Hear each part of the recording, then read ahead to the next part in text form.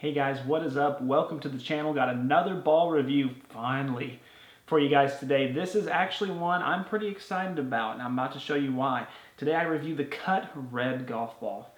Let's find out why I like it so much. Alright, so it's no secret that Cut is a company I do actually like. I think their customer service is very phenomenal, and they were very kind in working with me and sending me trial golf balls to test.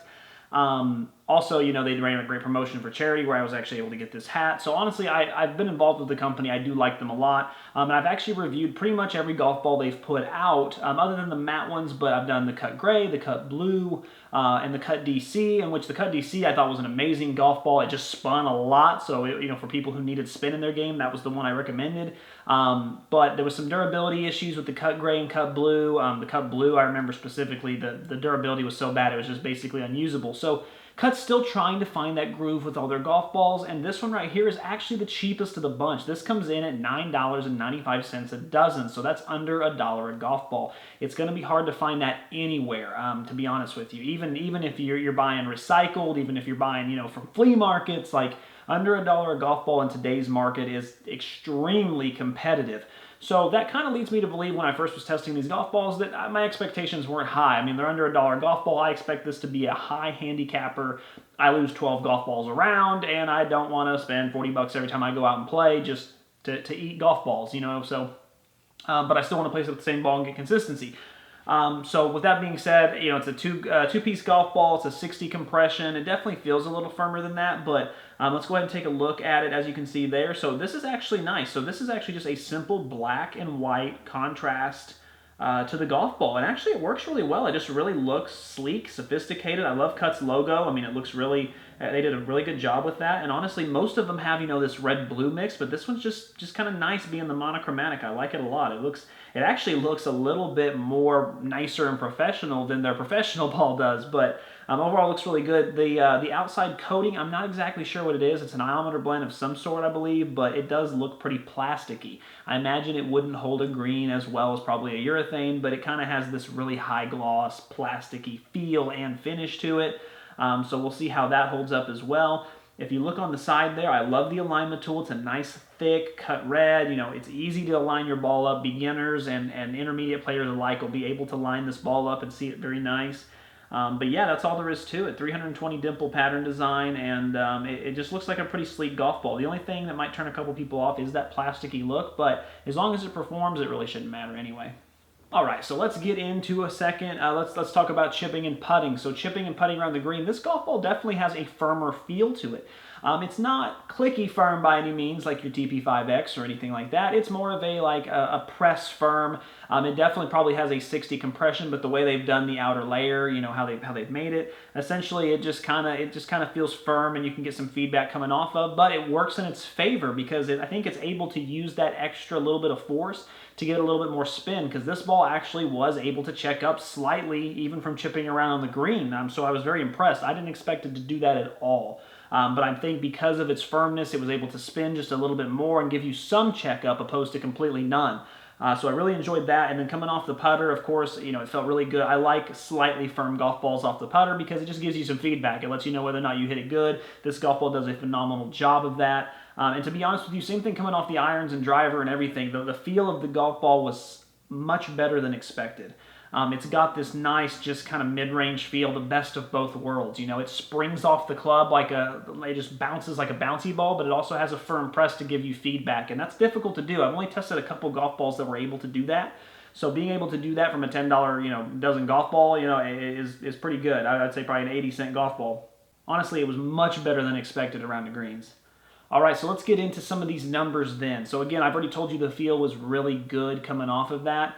Let's see what we've got for some numbers here. All right, so let's start with the 7-iron. So 7-iron on the spin, we had 6,078 RPM. So that's slightly higher than that sweet zone I like, but that doesn't surprise me because, again, it's trying to get the ball up in the air. It's probably for slower swing speeds and get it to balloon up there a little bit more. But I will say that I've actually played with some higher-end golf balls that had much more spin than that. That 6,000 is actually a lot less than I thought it would be. 6,000 will still allow even the intermediate player to be able to play with it and then still get some spin and get some stoppage power. So that's honestly really nice. All right, so the 7 with the ball speed, 110.6. That's actually fantastic. That's a really good number. Like I said, the ball really seems to spring off the club here. So getting that extra ball speed was really nice. It really added to the distance, especially since the spin wasn't too much. So I'm interested to see what that distance number was. Yeah, 168.1. That's about as far as I've ever gotten a 7-iron to go. That's fantastic. Really love that number a lot. That's a fantastic number. And as you can see there for the carry, 157.6, that's also one of the highest I've ever tested. This ball really just sprung off the irons well. I hope that continues, because for distance-wise, if guys are maybe just learning how to do their swing and they need a little help with distance, that's going to help a ton. And then, of course, the launch, 18.5, it is a little higher on the higher side, but I expected that. Again, a more beginner ball. But what's nice is you're getting that ball speed with it. So not only is the ball launching up, it's not adding a ton of spin to balloon, and it's also adding a ton of ball speed. It was just really the right amount. I mean, this is a ball that I think would add even a couple of yards to my game, even being someone at the handicap I'm at. So very impressive there. Let's go ahead and get into the 5-iron. Let's see if that was any better. So one of the higher spinning numbers on the 5-iron, which I'm okay with, because again, with a 5-iron, you're not going to get a ton anyway, 4,646. And then looking ahead, we got 114.7. So we did lose a little bit of ball speed with the 5. So it just compresses better on the 7-iron, which, honestly isn't a bad thing. Most either older players or beginners, you're not going to find yourself using a 5-iron that much, because you should be playing from close to the forward tees anyway.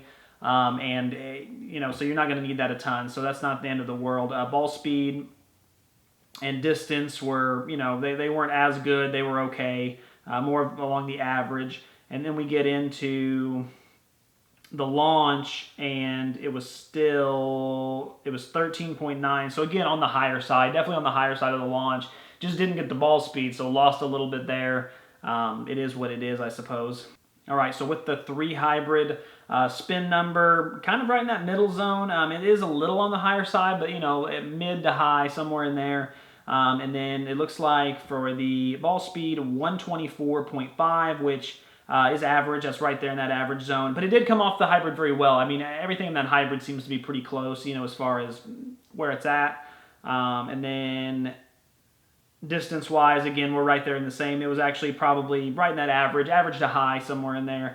And then, of course, launch angle is 12.1, which actually is a little bit on the lower side. And then the launch angle was 12.1, which is pretty average, average to high, somewhere in there. So again, still launching high, which is good for young players, good for intermediate players.